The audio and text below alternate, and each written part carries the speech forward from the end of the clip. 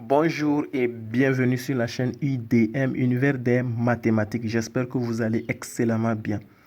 Alors, aujourd'hui, nous allons traiter cet exercice de niveau première scientifique de l'option problème, étude globale de fonctions. Voilà une fonction que nous avons devant nous. Nous allons l'étudier du début jusqu'à la fin. C'est pourquoi nous parlons de l'étude globale de fonctions. C'est-à-dire, nous allons en commençant par son ensemble de définitions jusqu'à la représentation graphique de cette fonction. Et ainsi, quelques commentaires également autour, n'est-ce pas, de l'étude d'une fonction ou le rôle ou l'objectif, n'est-ce pas, d'une fonction. Donc, si c'est la première fois que vous venez sur cette chaîne, je vous invite à vous abonner, activer la cloche de notification pour ne manquer à aucune des futures vidéos. Ainsi, restez jusqu'à la fin de cet exercice pour découvrir beaucoup d'autres techniques dans la résolution des problèmes. Alors, nous allons lire cet exercice juste après, parce que nous avons beaucoup de questions, beaucoup d'autres questions, n'est-ce pas, qui gravitent autour de cette fonction. Donc, on se retrouve juste après l'introduction pour la résolution de cet exercice.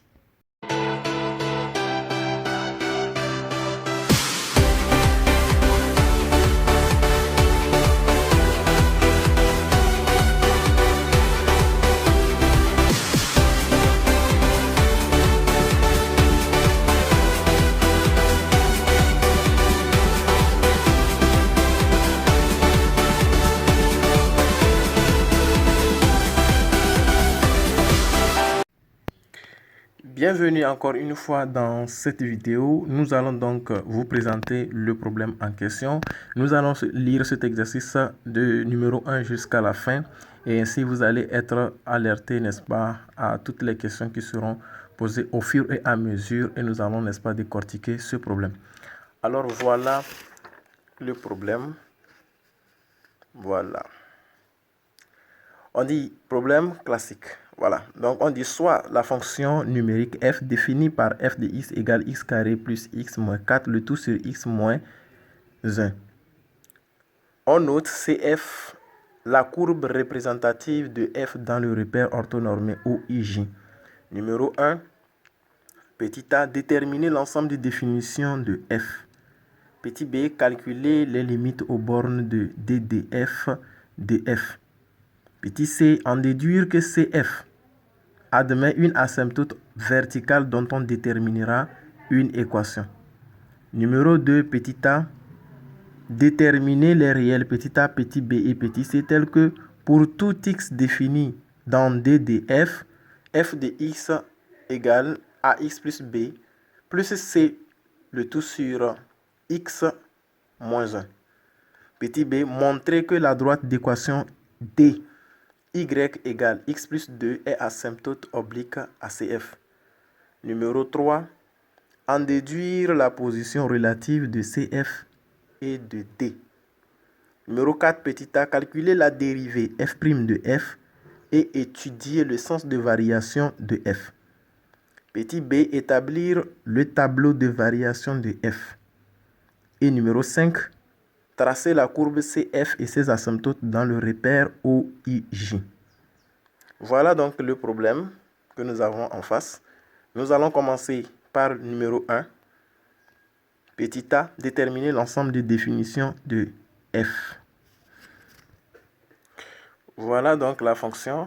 Résolution numéro 1, petit a, déterminons l'ensemble des définitions de df de f. F de x est égal à x au carré plus x moins 4, le tout sur x moins 1. Alors ici, il faut juste comprendre que pour donner l'ensemble des définitions de cette fonction, vous allez donc devoir faire quoi? Identifier la forme de la fonction en question. Ici, la fonction, c'est une fonction rationnelle, une fonction de type rationnel. Donc, pour déterminer son ensemble de définitions, nous allons donc rentrer dans les conditions de l'existence d'une fonction rationnelle ou d'une fraction rationnelle. Nous avons dit qu'une fonction rationnelle existe que si et seulement si son dénominateur est différent de 0.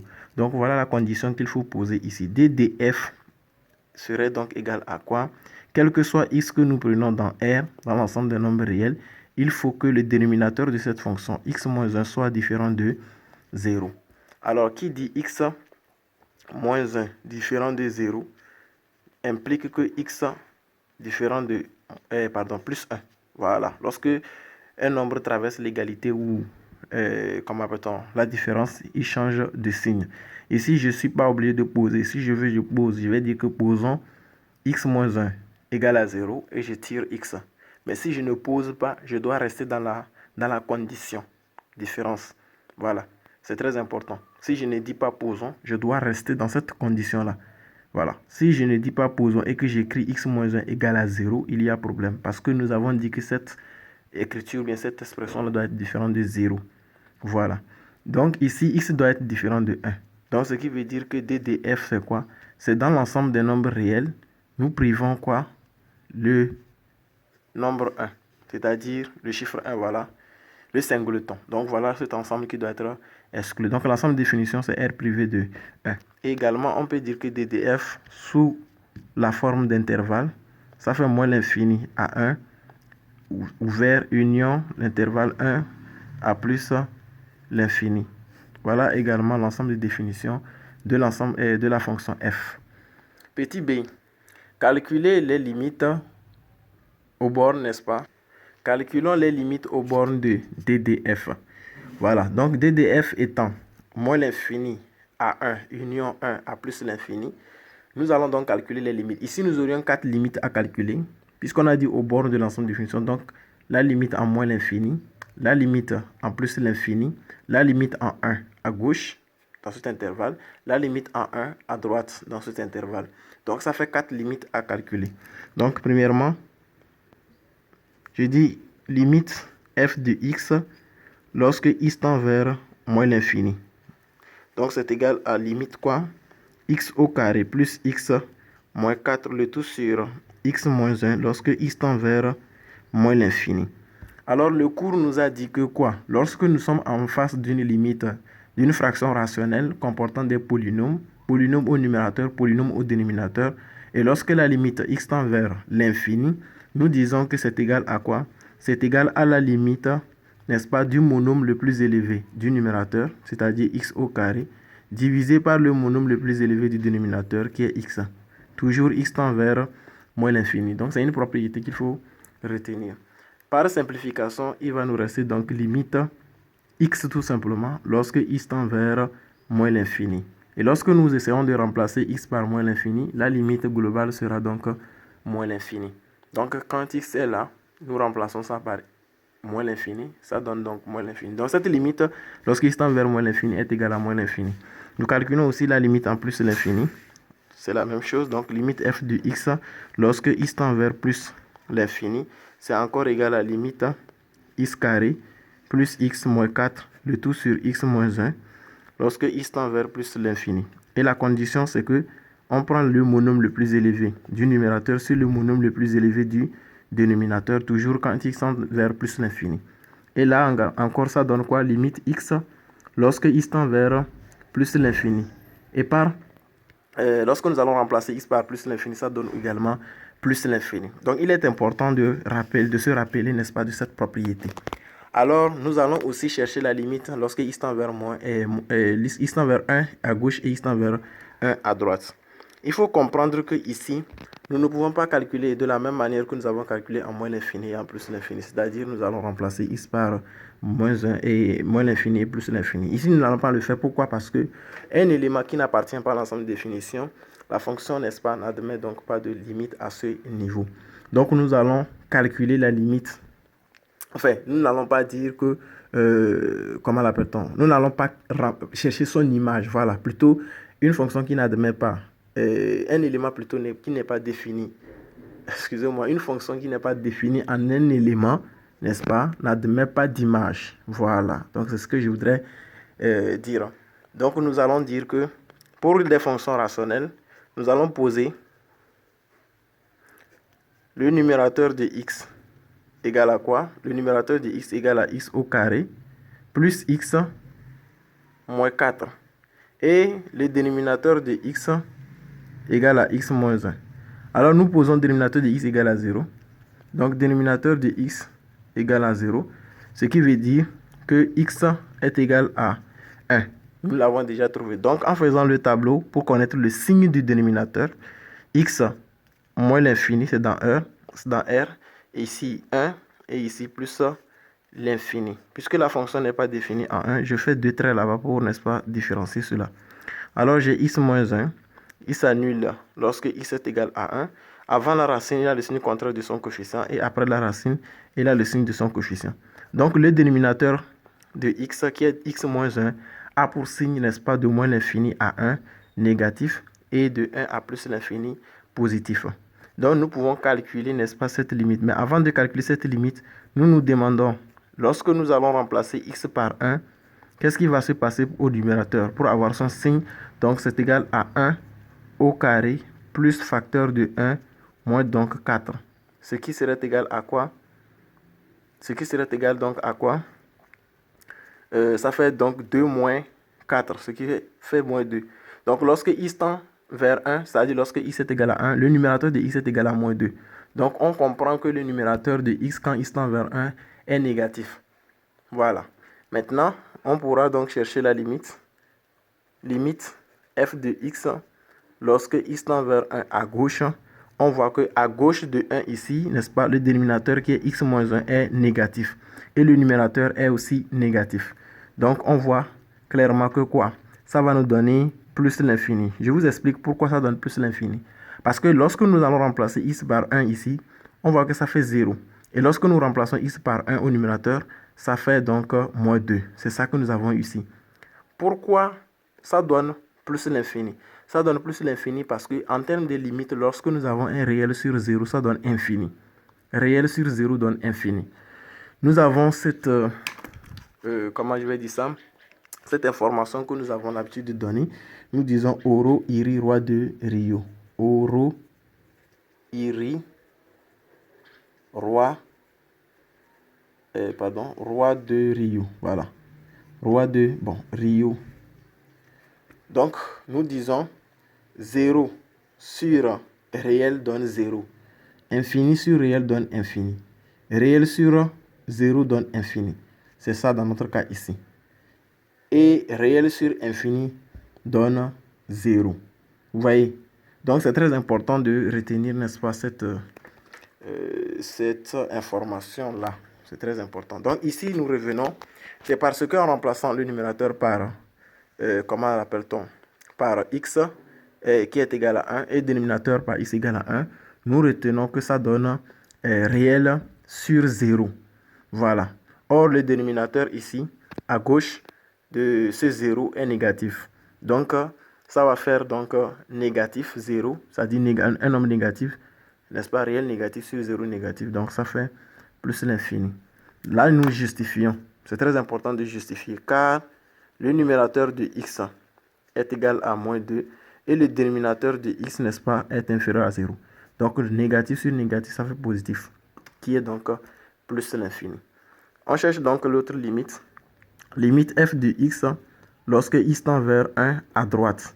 Là également, nous avons le numérateur de x qui est négatif, le numérateur de 1 qui est égal à moins 2. Et à droite de 1, c'est positif, c'est-à-dire x moins 1 est positif. Donc ça donne toujours l'infini, mais donc moins l'infini. Car le numérateur de x est égal à moins 2 et le dénominateur de x est comment? Est supérieur à 0, excusez. Est supérieur à 0. Donc voilà comment il faut faire pour chercher, n'est-ce pas, les 4 limites importantes. Alors ici, il est question d'en déduire, n'est-ce pas, que quoi? Que la courbe représentative CF admet une asymptote verticale. Ici, ce qu'il faut dire, chaque fois que cette question est posée, il faut calculer la limite lorsque x tend vers un réel qui n'appartient pas à l'ensemble des définitions. Et lorsque vous calculez la limite quand x tend vers un réel qui n'appartient pas à l'ensemble des définitions, d'accord, et que vous vous rendez compte que cette limite-là donne des infinis, alors vous allez conclure que l'équation, n'est-ce pas, cette limite, lorsque x tend vers cette valeur, est une équation d'asymptote. Donc on va dire asymptote verticale. Puisque nous avons dit, puisque limite de f de x quand x tend vers 1 par valeur inférieure est égale à plus l'infini, et la limite de f de x lorsque x tend vers 1 par bord supérieur est égal à moins l'infini, vous voyez que on dit x tend vers, donc on va dire x égale Donc c'est x. Donc l'axe des abscisses. Pardon, l'axe des ordonnées. C'est une axe des ordonnées. On va tracer ça de façon comment? Verticale.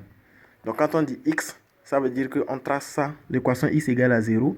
Vous vous rappelez, non? L'équation x égale à 0, c'est l'axe des ordonnées. Et l'équation y égale à 0, c'est l'axe des abscisses. C'est très important de comprendre ça.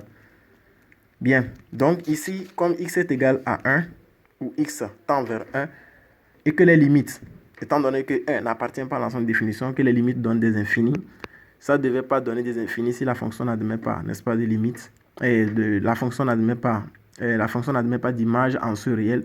Mais comme ça a donné des infinis, nous allons donc conclure que quoi? Que l'équation x égale à 1, n'est-ce pas, est une asymptote verticale à la courbe CF. Donc, on conclut que CF admet quoi? Asymptote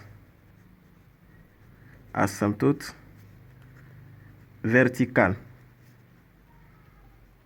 d'équation x égale à 1. Voilà. Donc, voilà cette équation-là. X égale à 1. Donc, pour la tracer, on la trace de façon verticale. C'est très important. Donc, la question qui suit, c'est numéro 2. Voilà donc la question qui nous est posée. Déterminer les réels petit a petit b petit c tel que la fonction f de x soit égale à ax plus b plus c le tout sur x moins 1. Quel que soit x dans l'ensemble de définition. Alors ici, ce qu'il faut comprendre, c'est que c'est la fonction f de x que nous avons auparavant, qui était x au carré plus x moins 4 le tout sur x moins 1, que nous allons transformer pour obtenir, n'est-ce pas, une écriture de la même fonction de cette façon, n'est-ce pas, toutefois en ayant a, b, c, n'est-ce pas, des réels. Donc c'est simple. Soit vous utilisez une méthode qu'on appelle division euclidienne, c'est-à-dire vous faites une division euclidienne, puisque nous avons appris au primaire que, enfin même au collège, que lorsque nous avons a divisé par b, cela serait égal à quoi? Cela serait égal à quotient plus quoi? Donc ça va faire quotient multiplié par quoi? Multiplié par le diviseur. Ça peut aller plus, donc reste. Donc c'était des expressions que nous avons apprises, qu'on appelle division euclidienne. Donc nous avons donné une autre forme, n'est-ce pas, à ces écritures-là lorsque nous avons, comment l'appelle-t-on? Nous avons eu ces expressions, ces notions-là dans les classes comme première, seconde, première, terminale. Voilà. Donc ici, vous pouvez utiliser cette méthode. Donc vous allez diviser x carré plus x moins 4 par x moins 1 et vous allez obtenir l'expression. Et là, vous la mettez sous cette forme et vous verrez clairement le A, le B, le C par identification. Ou alors, vous allez étudier la méthode là, qu'on a appelée quoi? La méthode de coefficient indéterminé. Vous passez par ici. Vous allez rendre au même dénominateur et vous passez par identification également, qu'on a appelé la méthode des coefficients indéterminés pour, n'est-ce pas, identifier le A, le B et le C. Donc, voilà les deux méthodes qui existent. Je vais donc prendre une seule méthode pour la faire et nous allons voir le cas de division euclidienne dans une vidéo que j'ai préparée. Plus tard, je vais la publier. Donc ici, nous allons prendre f de x sous la forme ax plus b plus c sur x moins 1. Nous allons rendre au même dénominateur. Donc voilà un autre facteur ici. Voilà un facteur là. Donc nous allons dire ax plus b, le tout facteur de x moins 1, plus donc c, le tout sur quoi? Sur x moins 1. Et donc, nous allons développer le numérateur. Ça fait ax fois x, ça fait ax au carré. Ax fois moins 1, ça fait moins ax. Plus donc bx moins b. Vous voyez, c'est très important. Plus c, le tout sur x moins 1. Alors, si nous essayons de factoriser x ici, ça nous fait ax au carré moins, enfin, je vais dire plus. Donc, facteur de, je commence par b moins a, facteur de x. J'ai mis x en facteur. Plus facteur de c moins b. Voilà, le tout sur x moins 1. Et là, nous avons f de x. Nous avons aussi l'expression f de x qui est x au carré plus x moins 4, le tout sur x moins 1. Vous voyez que la même fonction f de x, la même fonction f de x, ils ont le même dénominateur. Donc, nous allons passer par la méthode de coefficient indéterminé juste au numérateur. Donc ça nous fait a qui est égal à 1 ici. Donc par identification, par identification. 2 points. Ax au carré égale ax au carré. Et par conséquent, a est égal à quoi? A est égal à 1, le coefficient. Et là également, nous avons b moins a. X, b moins a, facteur de x, qui est égal à quoi ici? Qui est égal à x ici, par identification. Donc le coefficient qui est ici, qui est 1, c'est encore égal au coefficient qui est ici, qui est b moins a. Donc, je dirais b moins a est égal à 1. Et là, b serait égal à 1 plus a. Or, a est égal à 1. Donc, b est égal donc à 1 plus 1, qui donne 2. Voilà la valeur de b. La valeur de c, nous avons c moins b, qui est une constante, n'est-ce pas? Qui serait égal également à une constante par identification ici, qui est égale à moins 4. Et nous pourrons tirer la valeur de c, qui serait égale à moins 4, moins b qui traverse l'égalité, ça devient plus b. Or, b est égal à 2, ce qui veut dire que c serait donc égal à moins 4 plus 2. Vous voyez? Et donc, c est égal à moins 2. Voilà également la valeur de c. Donc, a qui est trouvé, qui est égal à 1, b qui est égal à 2 et c qui est égal à moins 2. La question suivante, petit b, montrons que la droite D, l'équation y égale à x plus 2 est asymptote oblique. Asymptote ne s'écrit pas avec 2 S, hein. C'est un seul S. Bon, si vous observez ça quelque part, bon, vous corrigez vous-même. Voilà. Donc, asymptote oblique. ACF à la courbe représentative de la fonction f. D'abord, nous avons trouvé la valeur de a, la valeur de b et la valeur de c. Donc, étant donné que la fonction était ax plus b plus c sur x moins 1, nous dirons que la fonction f de x pourra donc s'écrire sous la forme quoi?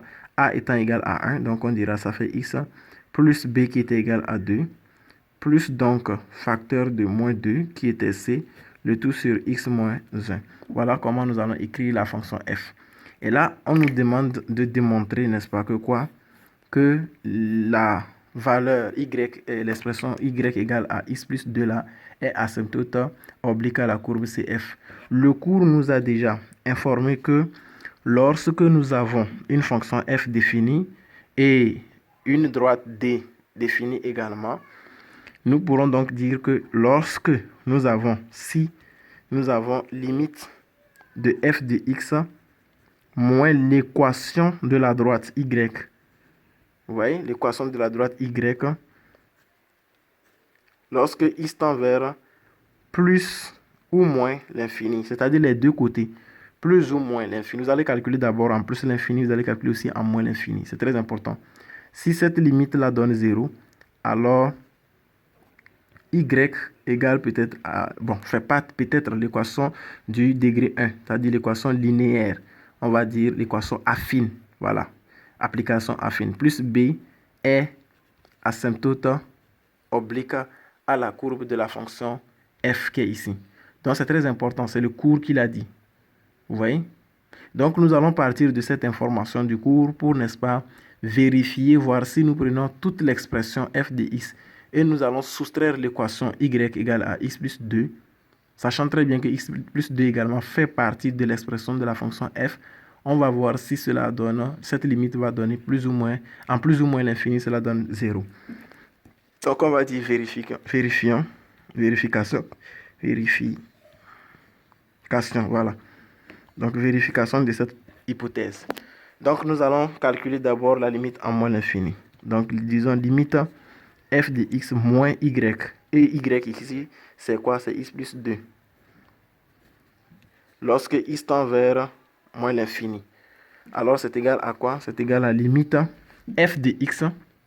Donc j'écris d'abord f de x. F de x est égal à x plus 2. Plus, entre parenthèses, moins 2 sur x moins 1. Ça c'est la fonction f de x qui est ici. Maintenant moins l'équation y est égal à x plus 2 également. Nous allons voir si x tend vers moins l'infini. Nous allons voir ce que cela donne. Ça donne finalement limite à quoi? Lorsque nous prenons x plus 2, après moins x plus 2, il va nous rester tout simplement moins 2 sur x moins 1 lorsque x tend vers moins l'infini. Et là, nous avons aussi dit que lorsque nous avons une fraction rationnelle, lorsque x tend vers l'infini, on prend le monome le plus élevé du numérateur sur le monome le plus élevé du dénominateur. Pourtant, nous voyons que le numérateur ici, son monome le plus élevé, c'est 0. C'est-à-dire que le moins 2 multiplié par x exposant 0. C'est très important de comprendre ça. Moins 2 que nous avons ici, il est multiplié par x exposant 0. Pourquoi? Parce que x exposant 0 est égal à 1. Et donc, la valeur neutre que nous avons ici, c'est-à-dire que, comment l'appelle-t-on? L'élément neutre que nous avons ici, c'est 1. 1 multiplié par moins 2 donne moins 2 encore. Donc, c'est pourquoi nous avons l'écriture moins 2 tout simplement qui est écrit. Mais sans oublier qu'en cachette, il y a x exposant 0, le degré le plus élevé pour le numérateur. Et pour le dénominateur, le degré le plus élevé, c'est 1. Donc, nous dirons que ceci là serait égal à quoi? Ça serait égal à limite moins 2 sur x tout court, lorsque x tend vers moins l'infini. Et lorsque nous allons remplacer x par moins l'infini, nous verrons réel sur infini qui donne 0.